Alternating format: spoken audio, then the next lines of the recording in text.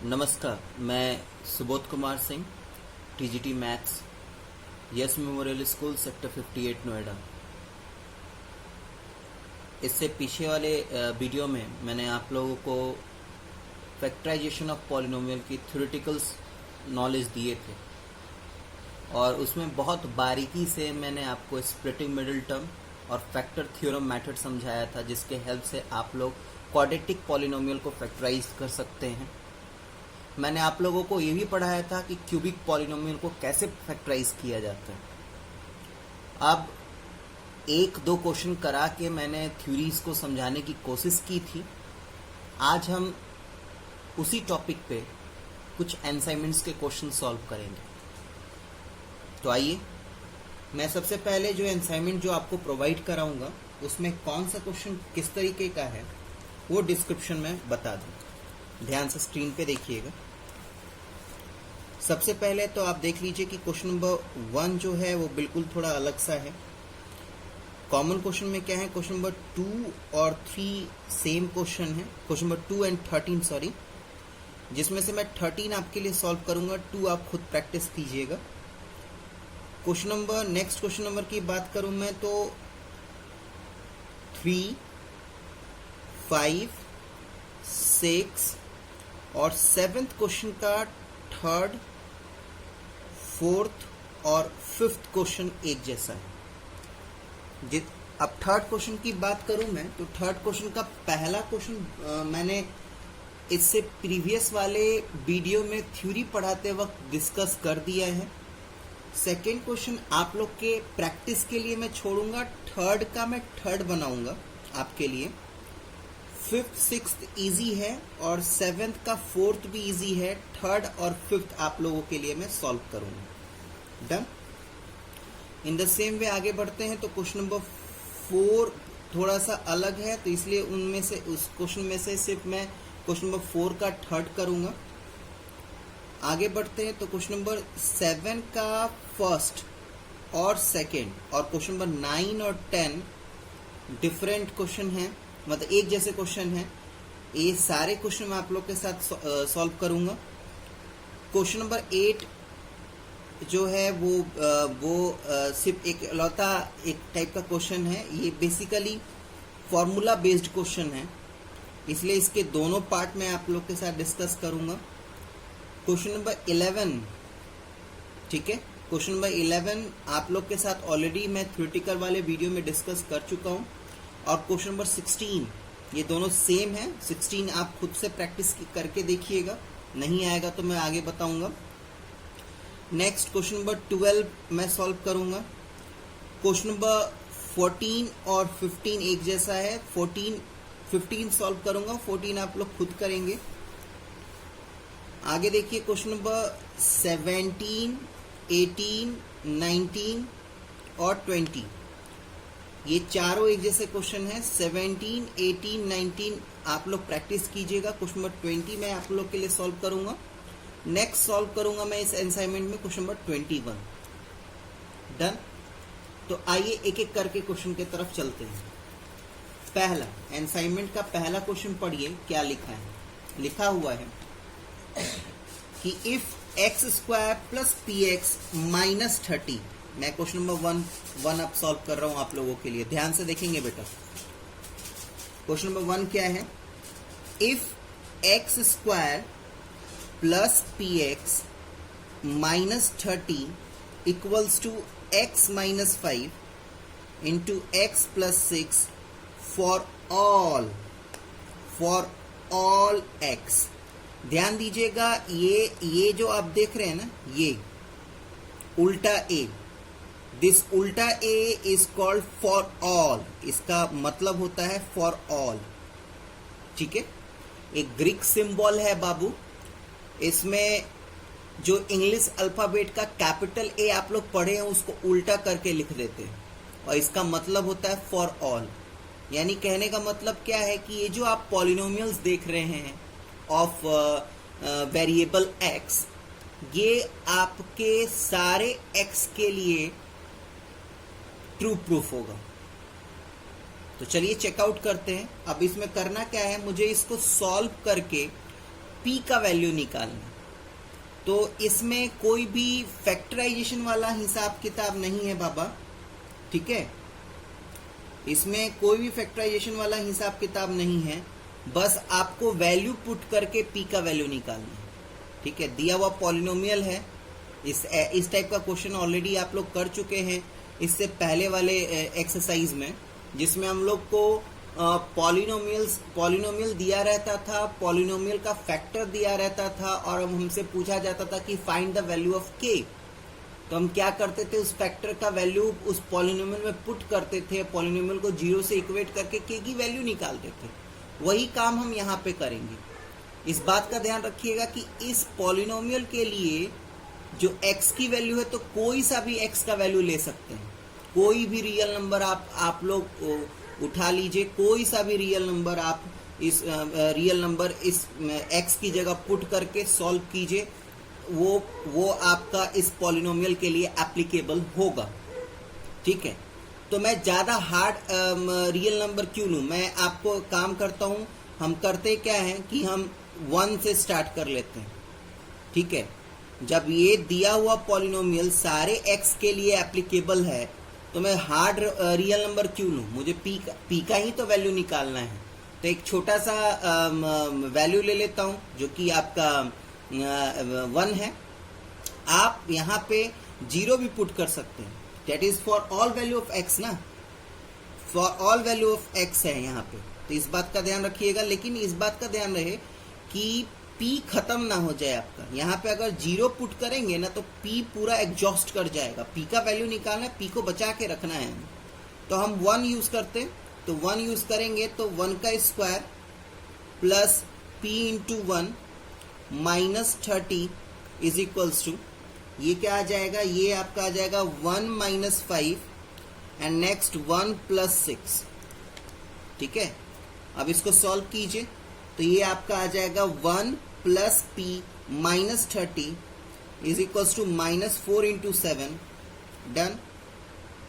Next आपका 1 plus p minus 29, minus कर दिया तो 29 इज इक्वल्स टू माइनस 28, यानी ये 29 उधर चला जाएगा,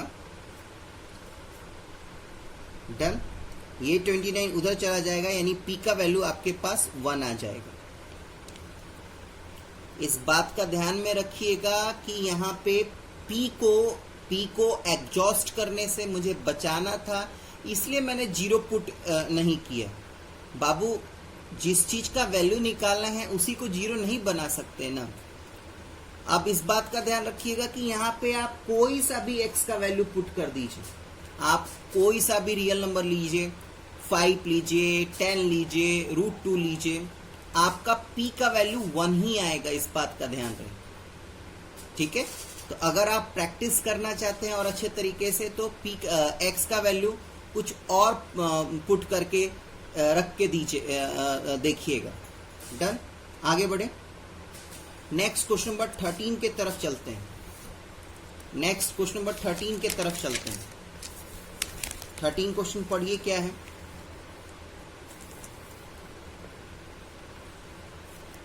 लिखा है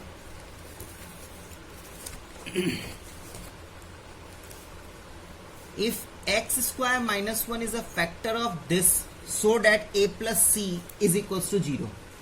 आपसे कहा जा रहा है क्या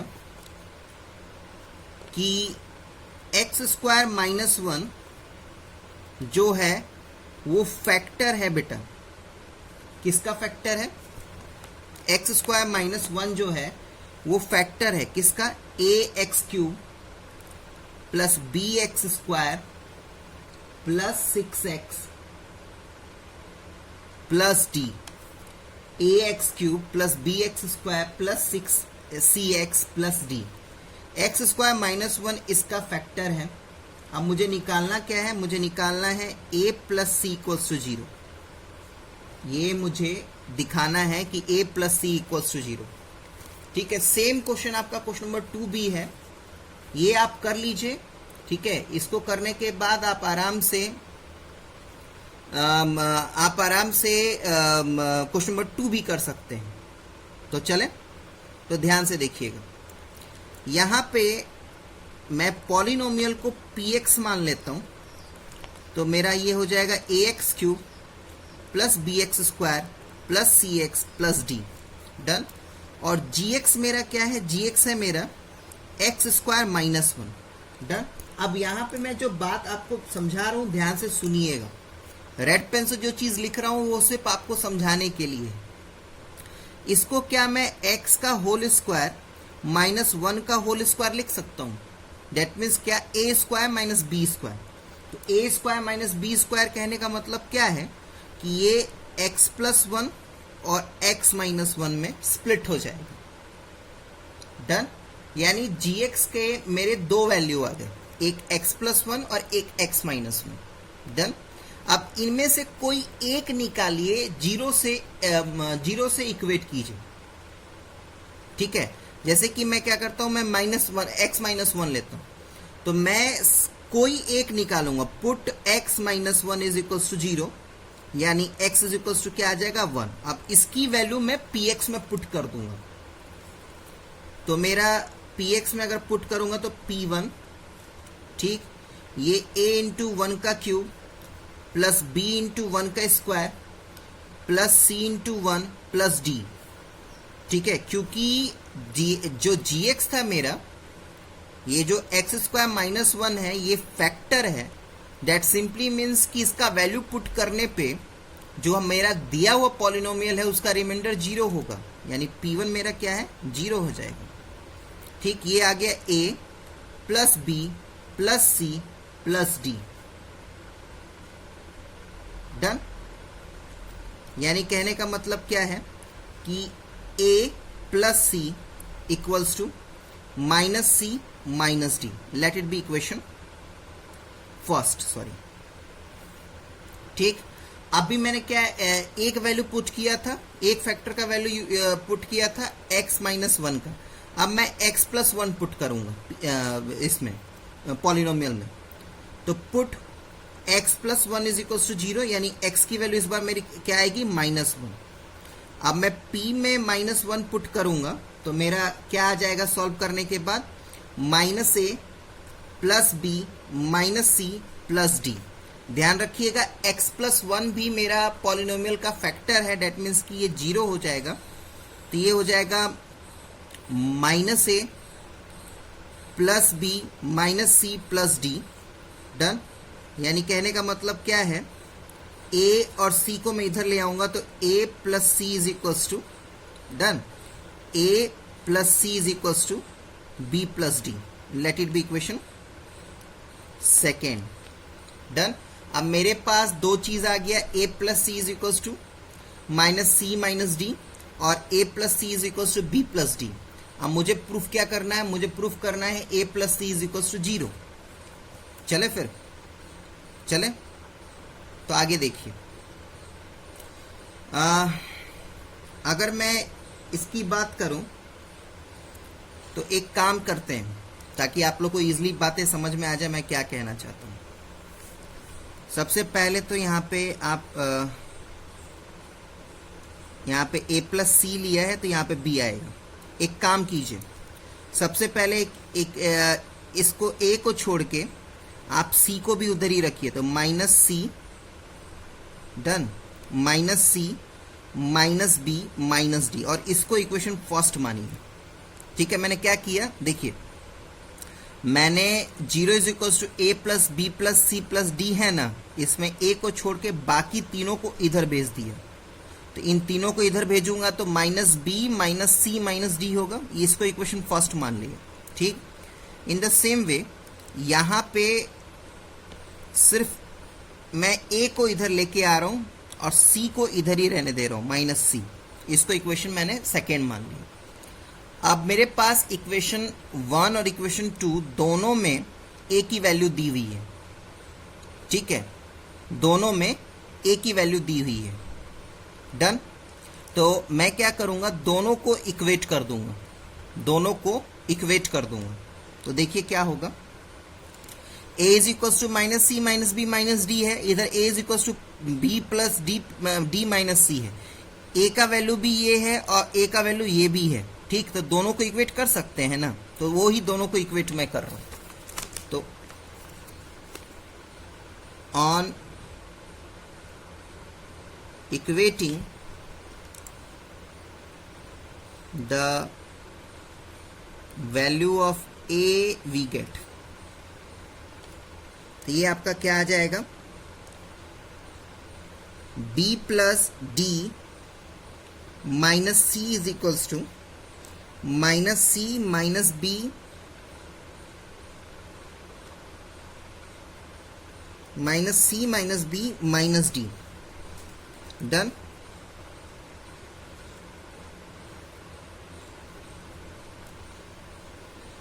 नहीं, इसको हम और अच्छे सिंपल तरीके से भी सॉल्व कर सकते हैं बेटा। इसको ना दोबारा से देखिए आप, सॉरी, इसको दोबारा से देखिए आप। आपके पास ये एक्सप्रेशन आया था, क्या आया था, a plus c is equal to minus B minus d. Done. इसको हटा दीजिए क्योंकि इस तरीके से आप और ज़्यादा उलझ जाएंगे। ठीक। इन द सेम वे यहाँ पे मेरा क्या आया था, दोबारा से मैं इसको लिख दूं, मैंने माइनस ए माइनस सी को इधर लेके आया तो मेरा पास आ गया a plus c is equals to b plus d. इसको इक्वेशन सेकेंड मानिए, इसको इक्वेशन फर्स्ट मानिए। अब मैं क्या करूंगा, इक्वेशन फर्स्ट और इक्वेशन सेकेंड को मैं ऐड अप कर दूंगा। क्या, इक्वेशन फर्स्ट और इक्वेशन सेकेंड को मैं ऐड कर दूंगा। ठीक है बेटा, तो ऐड कीजिए। तो इक्वेशन फर्स्ट मेरा क्या है, इक्वेशन फर्स्ट है मेरा a plus c is equals to minus B minus d, और इक्वेशन सेकेंड जो है मेरा a plus c is equals to b plus d है। डन। प्लस करना है तो a प्लस ए 2a हो जाएगा, c प्लस सी 2c हो जाएगा, minus b plus b cut के 0 हो जाएगा, minus d plus d cut के अगेन 0 हो जाएगा। 2 दोनों में कॉमन निकाल लेता हूं मैं, तो 2a plus c is equals to 0, यानी a plus c is equals to 0। ठीक। डन। चलिए फिर नेक्स्ट आगे बढ़ते हैं। अब करते हैं हम लोग क्वेश्चन नंबर थर्ड। तो क्वेश्चन नंबर थर्ड बेटा, इसमें आपको फैक्टराइज करना है। क्वेश्चन नंबर थर्ड का मैं थर्ड पहले क्वेश्चन लिख लूं, वो है आपका 2x square plus 3 root 5x plus 5, 2x square plus 3 root 5x plus 5। इसको स्प्लिटिंग मिडिल टर्म से मुझे फैक्टराइज करना है। इस बात का ध्यान रखिएगा बाबू कि स्प्लिटिंग मिडिल टर्म बहुत इंपॉर्टेंट है। क्वेश्चन नंबर थर्ड में, क्वेश्चन नंबर थर्ड का फर्स्ट में असाइनमेंट जो पहला वीडियो इससे पहले वाला प्रीवियस वीडियो था उसमें डिस्कस कर लिया था। सेकेंड आप खुद प्रैक्टिस कीजिएगा, थर्ड में आपको बता रहा हूं कैसे करना है। तो चलिए पहले रफ वर्क, क्योंकि आपको पता है स्प्लिटिंग मिडिल टर्म में रफ वर्क ज्यादा करना पड़ता है, तो एक रफ कॉलम मैंने बना लिया। ठीक। अब मैं क्या करूंगा, मैं 2 और 5 यानी x स्क्वायर के कोफिशिएंट को और 5 को इंटू करूंगा, तो मेरा कितना आएगा, 5 2 जा 10। अब 10 का फैक्टर क्या क्या होगा, plus minus 1 plus minus 2 plus minus 5 अब प्लस माइनस 10, यही होंगे। ठीक है। अब मुझे क्या करना है, मुझे इन फैक्टर्स में से कोई सा 2 फैक्टर का पेयर करना है जिसको प्लस और माइनस करने पे ये वाला रिजल्ट है 3 रूट 5। डन। और उसके बाद इनटू करने पे 10 आए, इस बात का भी ध्यान रखिएगा। तो अब बात को बिल्कुल गौर से समझिए और समझने की कोशिश कीजिए मैं क्या कहता हूं। कभी भी मिडिल टर्म में बेटा रूट आएगा ना, बिल्कुल ध्यान से सुनिएगा मैं क्या कहना चाहूँ। कभी भी मिडिल टर्म में रूट आएगा ना, तो इसको सर नेम की तरह आप यूज कीजिएगा। क्या कहा मैंने, कभी भी मिडिल टर्म में वेरिएबल को मैंने क्या सिखाया था, वेरिएबल को सरनेम की तरह आप लोग यूज किया कीजिए। मेन जो कांस्टेंट टर्म है उस पर फोकस कीजिए कि कौन सा मैं फैक्टर लूं और उसको जोड़ू घटाऊं तो वो वाला चीज आ जाएगा।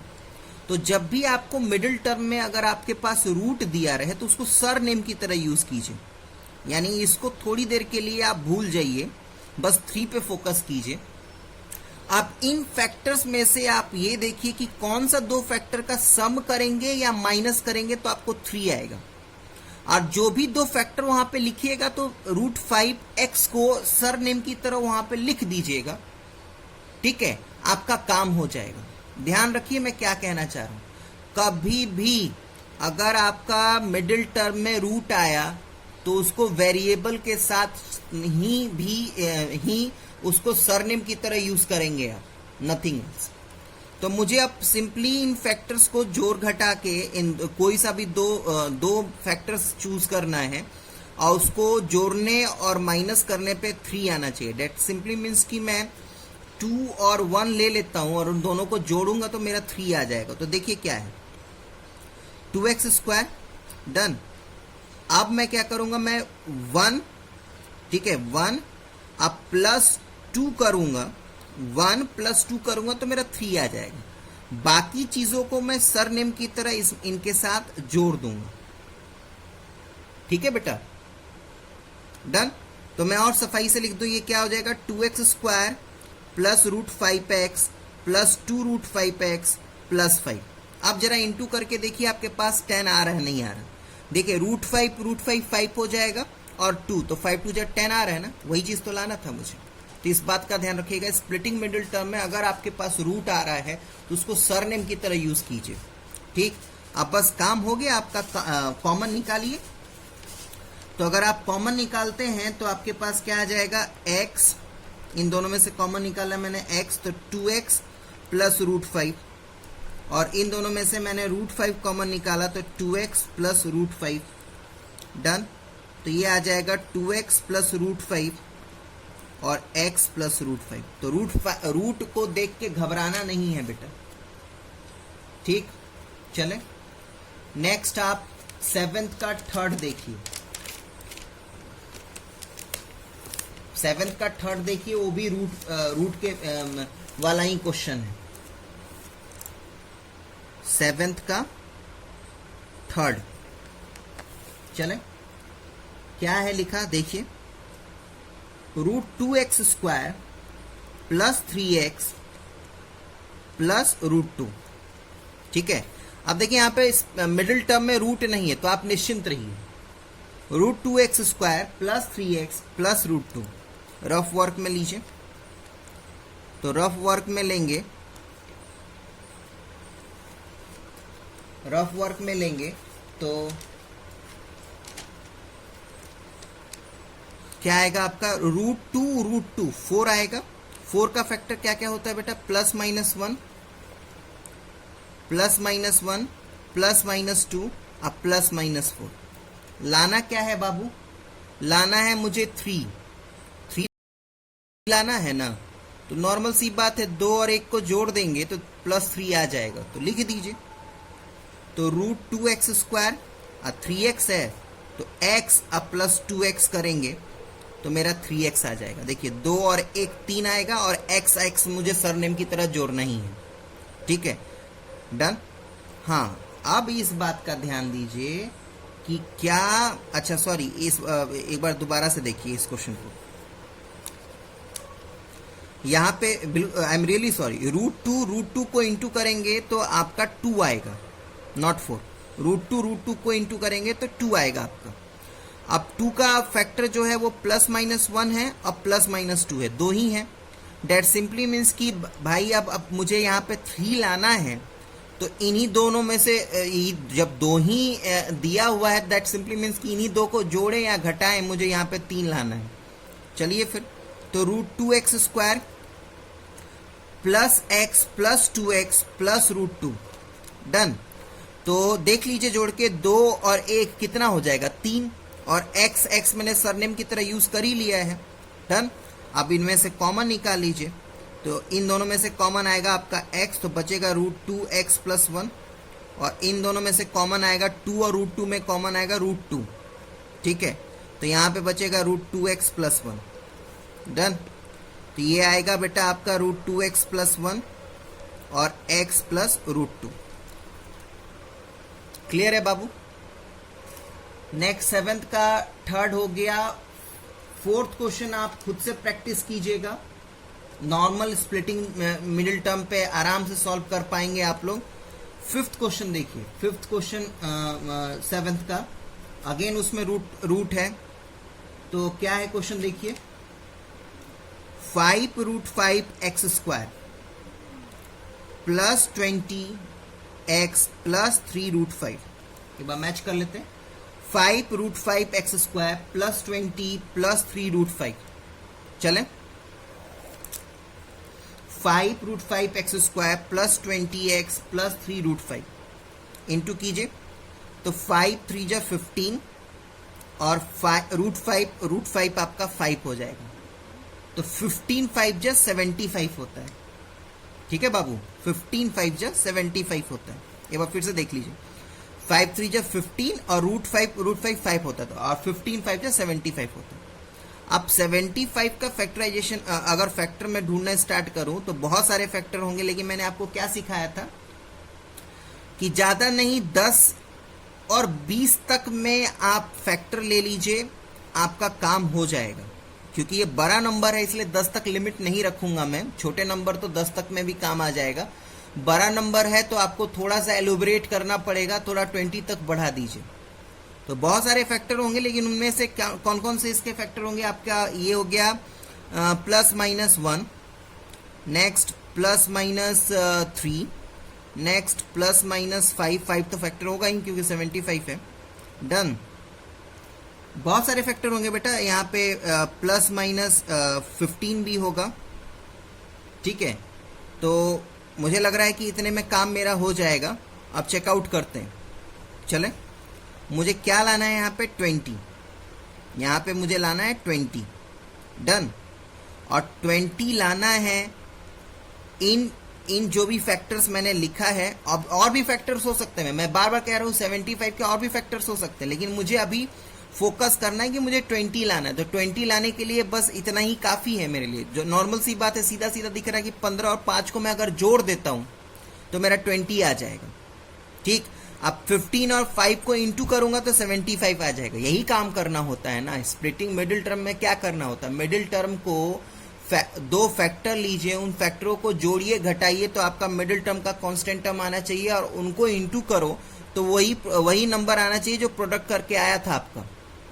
तो यहाँ पे 15 और +5 कर दूंगा तो मेरा +20 आ जाएगा। इन दोनों को इंटू करूंगा तो 75 भी आ जा रहा है।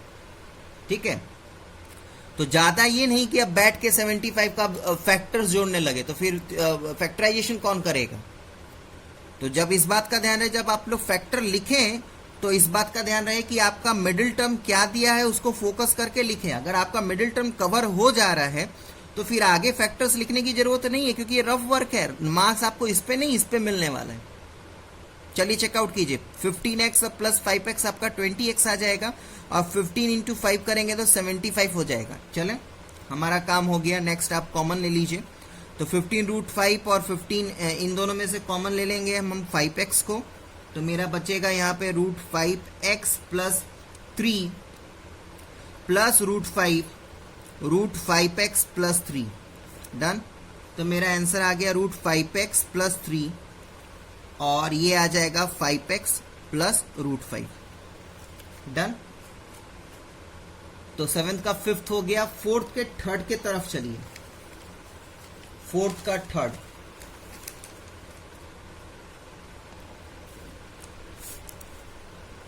ये बड़ा क्वेश्चन है इसलिए मैं नए पेज से स्टार्ट करूंगा।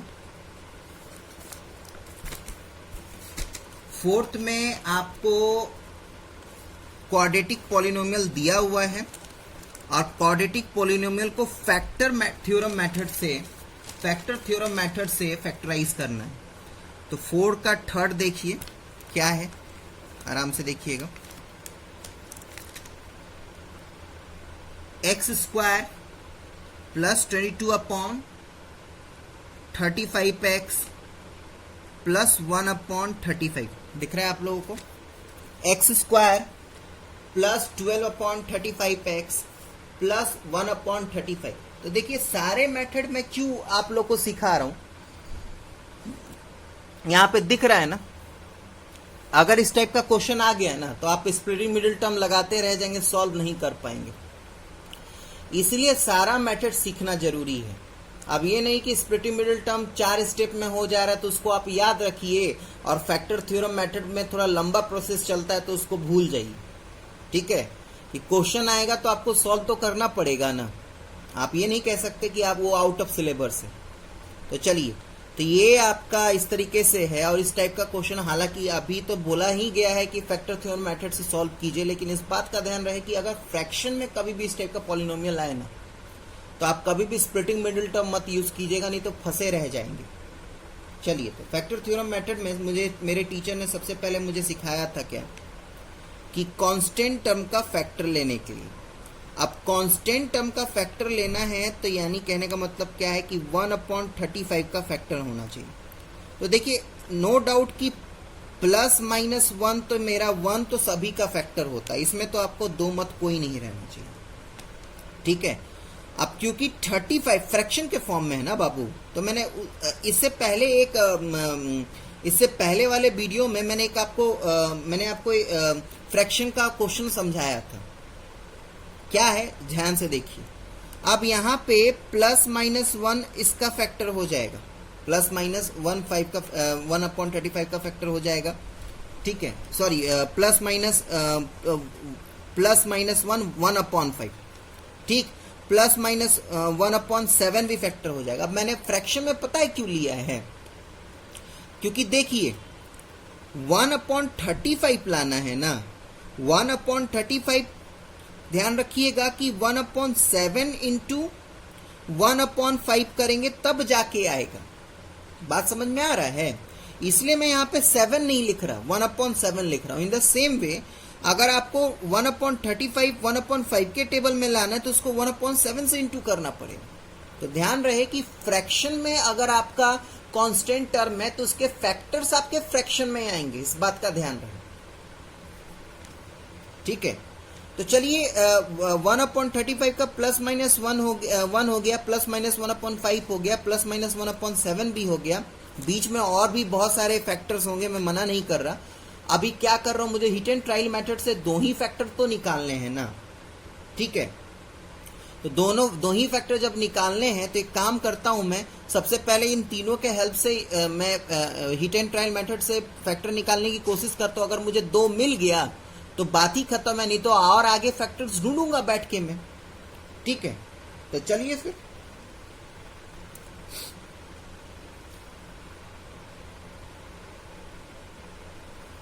आगे बढ़िए। तो मैंने क्या किया, इसको px मान लिया, तो px मान लिया तो x² + 22/35x + 1/35। ठीक है बाबू, अब देखिए इसमें आप पीक में p1 और p-1 पुट करके देख लीजिएगा, 0 नहीं आएगा।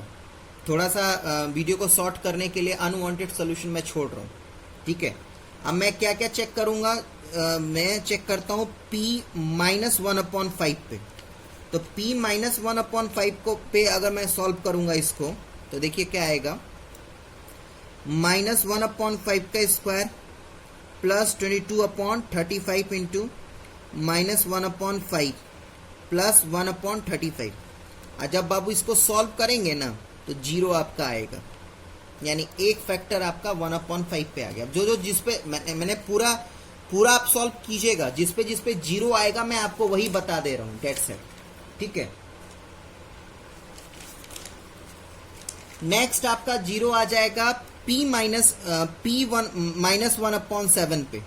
ठीक है, तो -1/7 का स्क्वायर + 22/35 इंटू -1/7 + 1/35, इसको सॉल्व करेंगे तो आपका 0 आ जाएगा। तो देखिए मैंने क्या किया बेटा, मैंने ना अब मैं जब भी कांस्टेंट टर्म बड़ा आएगा तो नॉर्मल सी बात है कि बड़ा नंबर होगा तो उसके फैक्टर्स भी ज्यादा होंगे। यहाँ पे क्या मैं समझाना चाह रहा हूँ, उस चीज को समझिए।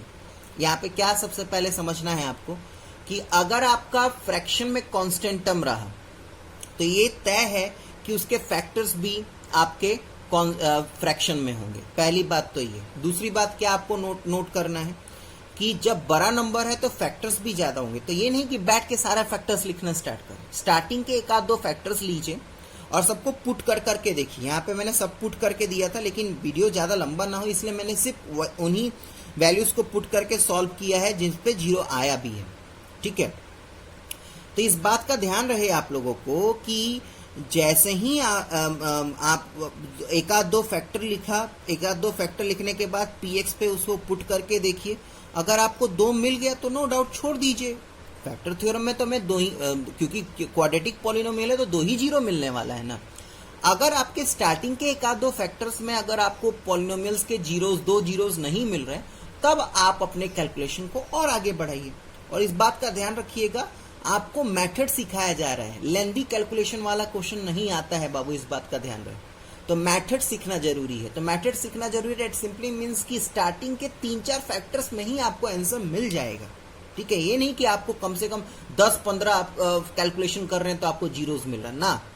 स्टार्टिंग का 4-5-6 बहुत ज्यादा गया तो 7-8 आपके कैलकुलेशन में आपको 2 फैक्टर पक्का है कि मिलने वाला है। ठीक है, चलो फिर आगे बढ़े।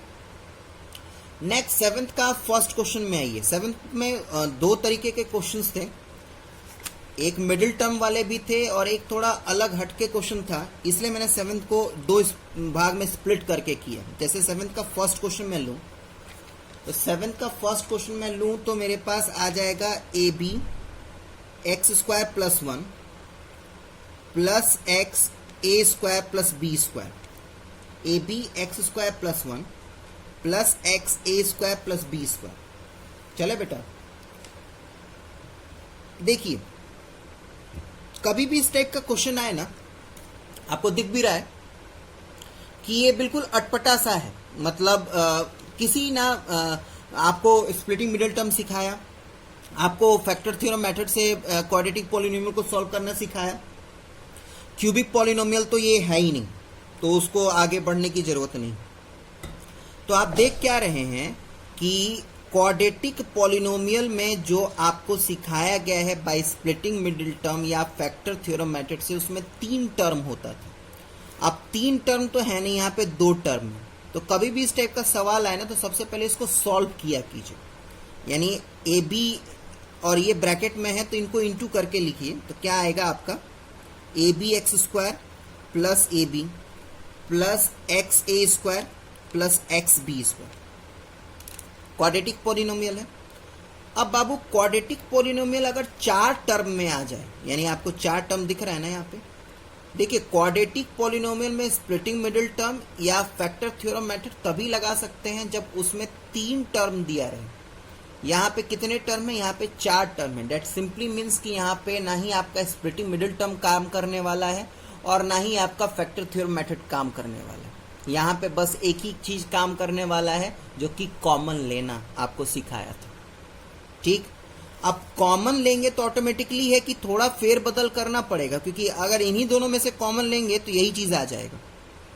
तो फेर बदल भी ज्यादा मत कीजिएगा, इसको इसके साथ ज्यादा दूर का रिलेशन नहीं निकालना, इसको इसके साथ और इसको इसके साथ एक साथ लिख के कॉमन निकालिए। तो अगर आप इसको लिखते हैं, इसको और इसको एक साथ लिखते हैं, तो ये आपका आ जाएगा a b x square plus x a square plus a b plus x b square. Done. आप क्या कीजिए, इन दोनों में से कॉमन निकाल लीजिए जो आएगा, और इन दोनों में से कॉमन निकाल लीजिए, आपका आंसर आ जाएगा। तो इन दोनों में से मैं कॉमन निकालूंगा तो मेरा आएगा ए एक्स, तो अंदर में बचेगा बी एक्स प्लस ए, और इन दोनों में से कॉमन में b निकालूंगा तो मेरे पास आएगा ए बी प्लस एक्स, यानी मेरा आंसर आएगा बी एक्स प्लस ए और ए एक्स प्लस बी। ठीक है, तो इस बात का ध्यान रखिएगा कि स्प्लिटिंग मिडिल टर्म और factor theorem method quadratic polynomial में तभी लगा पाएंगे जब उसमें 3 टर्म हो। अगर 2 या 4 टर्म हो तो डेट सिंपली मीन्स कि वो मेथड आप लगा नहीं सकते, यानी उसको सिंपली आपको सॉल्व करना है, सॉल्व करके आपको कॉमन निकालना है डेट से। अगर ये बात ना समझ में आई है तो एक क्वेश्चन और सॉल्व करते हैं तो और ज्यादा बातें समझ में आएंगी। अभी घबराइए नहीं, बहुत सारे क्वेश्चन इस टाइप से। 7th का सेकेंड चलें, 7th का सेकेंड देखिए। 7th का सेकेंड है आपका x square minus a plus b x plus a b. अब यहाँ पे 3 टर्म तो आया, लेकिन ये ऑलरेडी कॉम्प्लिकेटेड है, इसको सॉल्व करेंगे ना तो इसको और ज्यादा इलुबरेट करेंगे तो x square minus A x minus b x plus a b, दोबारा आ गया 4 टर्म आया, डेट मीन्स कि आपको इसमें ना ही स्प्लिटिंग मिडिल टर्म निकालना लगाना है, ना ही फैक्टर थ्योरम मेथड लगाना है, इसमें सिंपली आप कॉमन लीजिए। और क्योंकि यहाँ पे ऑलरेडी कॉम्प्लिकेटेड था, इसको सॉल्व किया तो रेसिप्रोकल करने की जरूरत नहीं है। देखिए, रेसिप्रोकल करने की जरूरत नहीं होती, ठीक। यहाँ पे देखा जाता है कि जो आप कॉमन ले रहे हैं, जैसे कि यहाँ पे आप कॉमन लेंगे तो आपके पास क्या आ जाएगा, x माइनस है, और यहाँ पे इन दोनों में कॉमन लेंगे तो माइनस बी एक्स माइनस है। तो यही देखना होता है बेटा कि जो पेयर आप ले रहे हैं ना, और उसमें से जब कॉमन निकालेंगे तो ये दो टर्म कॉमन आना चाहिए। अगर ये दो टर्म कॉमन नहीं आ रहा है तब आप फेरबदल कीजिए, आप इसको एक साथ लेके देखिए, या ऐसे ही कर सकते हैं। बात समझ में आया ना मैंने क्या कहा? हर बार फेरबदल करने की जरूरत नहीं है। सबसे पहले आप कॉमन निकाल के देखिए, अगर नेक्स्ट स्टेप में आपके दो चीज सेम कॉमन आ जाए, दैट मीन्स कि आप सही जा रहे हैं। अगर इन दोनों में अगर कुछ भी डिफरेंस आ रहा है तो आप एक काम कीजिए, तब आप चेंज करके देखिएगा, ठीक है, तब चेंज कीजिए। यानी आपका ये आंसर आएगा x माइनस ए x minus B. Done. Ninth question जब आप देखेंगे तो आपके पास एक बार दोबारा से 4 टर्म रहेगा, ठीक है। अब मैंने क्या बताया था, 4 टर्म है, ठीक है, 4 टर्म है, तो नॉर्मल सी बात है कि इसमें आपका, अच्छा 4 टर्म, देखिए क्यूबिक पॉलिनोमियल में 4 टर्म होना कोई बहुत बड़ी बात नहीं है। 4 टर्म वाले क्यूबिक पॉलिनोमियल को मैंने आपको कैसे फैक्टराइज करना है वो सिखाया है, लेकिन बात क्या था बेटा, कि बात को समझिए मैं क्या कहना चाह रहा हूं। यहां पे हर बार देखना होता है कि क्या आपका जो 4 टर्म वाला क्यूबिक पॉलिनोमियल आया उसमें हम क्या कुछ कॉमन निकाल सकते हैं, हाँ या ना। अगर आप कॉमन निकाल लेंगे ना बेटा, तो आपको वो लंबा मेथड करने की जरूरत नहीं पड़ेगी, ठीक है। तो सबसे पहले चेकआउट कीजिए कि क्या इन दोनों को मैं इनमें से कॉमन निकालूं तो क्या सेम टर्म आएगा। क्या कहना चाह रहा हूं मैं, देखिए क्या कहना चाह रहा हूं मैं। इन दोनों में से मैं एक्स स्क्वायर कॉमन निकालूंगा तो मेरे पास x माइनस 2y निकलेगा, और इन दोनों में से अगर मैं कॉमन निकालूं 3y स्क्वायर तो मेरे पास x माइनस 2y आएगा। मैं यही चीज समझाना चाह रहा था। कभी भी आपके पास क्यूबिक पॉलिनोमियल आए या क्वाड्रेटिक पॉलिनोमियल आए, उसमें 4 टर्म हो, तो आप एक काम कीजिए, आप उन स्टार्टिंग के 2 पेयर में से कॉमन निकालिए, फिर नेक्स्ट के 2 पेयर में से कॉमन निकालिए। अगर नेक्स्ट स्टेप में कॉमन निकालने के बाद आपके ये जो टर्म्स दिख रहे हैं वो आपके सेम आते हैं, डेट मीन्स कि आप वो जो लंबा मेथड था उसको ना एक्सेप्ट करके इस चीज को भी फॉलो अप कर सकते हैं, ठीक है। तो ये क्या आ जाएगा आपका x माइनस 2y, और ये आ जाएगा x square plus 3y square. बात समझ में आया, ठीक है। आगे बढ़ते हैं। 10th question 3u cube minus 4u square minus 12u plus 16। अब एक मेथड मैंने जो आपको सिखाया था, ठीक है, कि क्यूब वाले कोफिशिएंट को 1 कर दीजिए, यानी उसके लिए 3 से पूरे पॉलिनोमियल को डिवाइड कीजिए, फिर वो फैक्टर एक फैक्टर निकालिए, फिर डिवाइड करके जो क्वाड्रेटिक कोशेंट आएगा उसको स्प्लिटिंग मिडिल टर्म से सॉल्व कीजिए, जो मैंने आपको इससे प्रीवियस वाले वीडियो में सिखाया है। वो मेथड भी आप यूज कर सकते हैं, नो डाउट। लेकिन मैंने आपको क्या समझाया कि कभी भी इस टाइप का क्वेश्चन आए ना, स्टार्टिंग के 2 पेयर में से पहले कॉमन निकालिए, यानी इसमें से u स्क्वायर कॉमन आएगा तो अंदर में बचेगा 3 माइनस 4, और इनमें से अगर मैं 4 कॉमन लेता हूं तो मेरे पास 3u माइनस 4 दोबारा बचेगा। तो इस सेकेंड स्टेप तक काम कीजिए। अगर सेकेंड स्टेप में आपको इस टाइप के 2 कॉमन टर्म आए तो डेट मीन्स कि आप अपना काम आपने कंप्लीट कर लिया। अगर नहीं आता है तब आप लंबे वाले मेथड में जाइए, मैं ये कहना चाह रहा हूं, नथिंग एल्स। तो ये आ जाएगा आपका 3u माइनस 4, और ये आ जाएगा u स्क्वायर माइनस 4, ठीक है। अब यहाँ पे जरा रेड पेन से मैं कुछ लिख रहा हूँ, जरा देखिएगा। u स्क्वायर माइनस 4, तो u स्क्वायर माइनस 4 को मैं u का होल स्क्वायर माइनस 2 का होल स्क्वायर 4 को लिख सकता हूँ। तो ये मेरा ए स्क्वायर माइनस बी स्क्वायर के फॉर्म में आ गया है। डेट मीन्स क्या कि 3u माइनस 4 और ये आ जाएगा u plus 2 next u minus 2। बात समझ में आया ना बेटा? तो ये चीज है। डन। 8th क्वेश्चन सॉल्व करते हैं। 8th क्वेश्चन भी 8th क्वेश्चन देखिए। 8th क्वेश्चन हालांकि है तो बहुत इजी, जो मेथड मैंने आपको सिखाया है उस मेथड से आप आराम से सॉल्व कर पाएंगे, लेकिन यहाँ पे कुछ चीजें हैं जो मैं आपको समझा रहा हूँ। एक्चुअली में ये दो क्वेश्चन ना, अब पता नहीं शायद मिसप्रिंट हो इस असाइनमेंट में, मैं कुछ कह नहीं सकता, मैं गलत नहीं कह रहा, लेकिन मिसप्रिंट हो सकता है। ये आगे के टॉपिक के क्वेश्चन हैं। अब जब आए हैं, आप लोग फॉर्मूला ऑलरेडी पढ़ चुके हैं, आप लोग a माइनस बी का होल स्क्वायर का फॉर्मूला पढ़ ही चुके हैं, आप प्लस ए प्लस बी के होल स्क्वायर का फॉर्मूला पढ़ ही चुके हैं। तो जब आप पढ़ चुके हैं, इसलिए मैंने सोचा कि इस क्वेश्चन को हाथों हाथ खत्म कर लिया जाए। बात क्या है, जरा क्वेश्चन को देखिए, मैं क्या कहना चाह रहा हूं। 8 का फर्स्ट है आपके पास x square minus 4x plus 4। देख रहे हैं ना आप, x square minus 4x plus 4। Splitting middle term भी यूज कर सकते हैं, मैं मना बिल्कुल नहीं कर रहा बाबू। स्प्लिटिंग मिडिल टर्म भी आप यूज कर सकते हैं, मैं बिल्कुल भी मना नहीं कर रहा। लेकिन जरा आप ध्यान से देखिए यहां पे क्या चीज है। मैं अगर इसको x का होल स्क्वायर लिख दूं, 4 को 2 का होल स्क्वायर लिख दूं, अब माइनस 4 को 2 इंटू x इंटू 2 लिख दूं, तो जरा ध्यान से देखिए ये क्या है। This is a square, this is 2 into a into b and this is b square. और ये किस फॉर्मूले पे है बेटा? a minus b square. तो a माइनस बी स्क्वायर में आपको पढ़ाया गया था a square minus 2ab plus b square. देखिए तो हु बहु वही फॉर्मूले पे जा रहा है। a के जगह x है, 2 है, अगेन x के जगह a है, सॉरी a के जगह x है, b के जगह क्या है? 2 है, b के जगह क्या है? 2 है। डेट मीन्स क्या बेटा? डेट मीन्स व्हाट कि this one is x minus 2 का होल स्क्वायर।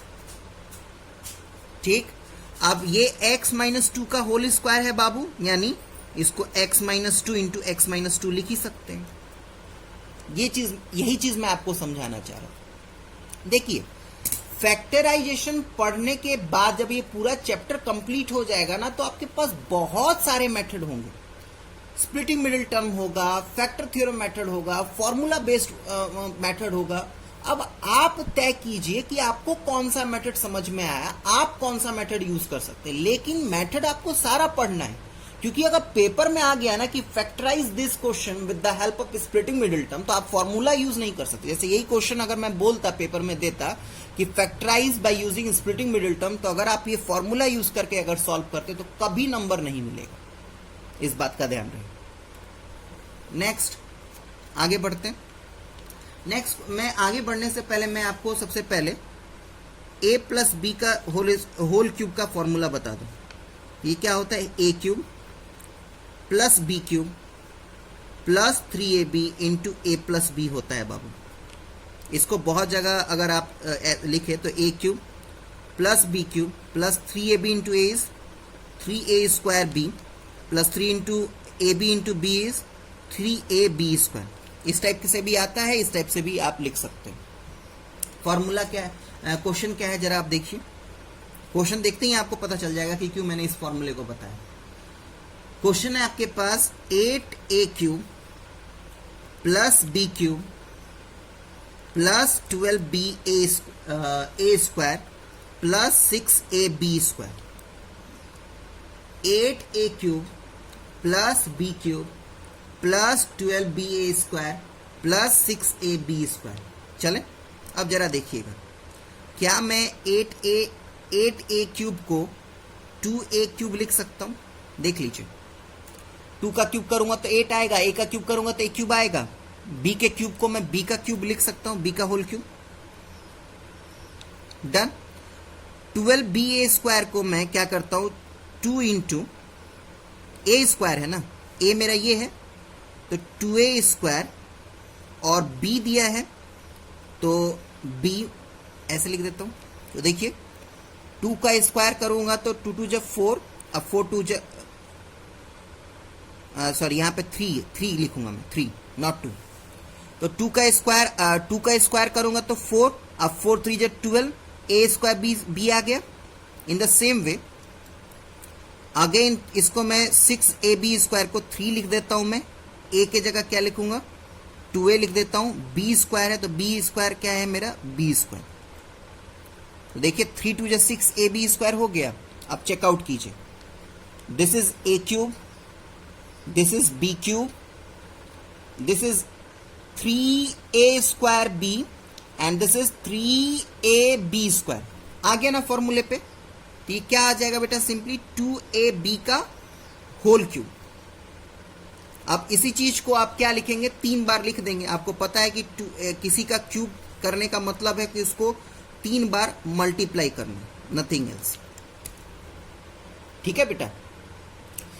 तो देखिए फैक्टराइजेशन एक बहुत बड़ा टॉपिक है, ठीक है, और इसको एक लेक्चर में और 1 घंटे में कंप्लीट करना तो मुश्किल है। अगर आपको अच्छे तरीके से समझना है तो धीरे धीरे चलिए। और मैंने आपको पहले ही बता रखा है कि फैक्टराइजेशन बहुत इंपॉर्टेंट है। जो बच्चे फर्दर स्टडी में मैथ्स को अपने साथ रखना चाहते हैं तो मैं आपसे बार बार रिक्वेस्ट कर रहा हूं कि इस फैक्टराइजेशन को आप सीखिए, क्योंकि सीखना जरूरी है। आगे चल के अगर आप नहीं सीखे तो आगे चल के बहुत प्रॉब्लम होगी। ठीक है, तो फैक्टर आप देख भी रहे हैं, वैरायटीज ऑफ क्वेश्चंस आपको मिल रहे हैं, वैरायटीज ऑफ मेथड्स आपको मिल रहे हैं। इस क्वाड्रेटिक पॉलिनोमियल, ये जो आपको यहाँ पे दिखा था, इस क्वाड्रेटिक पॉलिनोमियल को आप स्प्लिटिंग मिडिल टर्म से भी सॉल्व कर सकते हैं, फैक्टर थ्योरम मेथड से भी सॉल्व कर सकते हैं, फॉर्मूला भी आपने सीख लिया। तो वैरायटीज ऑफ क्वेश्चन है। ठीक है, तो अभी भी आपका असाइनमेंट के बहुत क्वेश्चन बचे हुए हैं, एनसीईआरटी का क्वेश्चन बचा हुआ है। ठीक है, तो इस वीडियो में अभी मैं इतना ही तक स्टॉप करता हूं। बाकी के बचे हुए असाइनमेंट के क्वेश्चन अब प्लस एनसीईआरटी का क्वेश्चन मैं नेक्स्ट वीडियो में आपके साथ डिस्कस करूंगा। तब तक आप अपना ध्यान रखिए। धन्यवाद।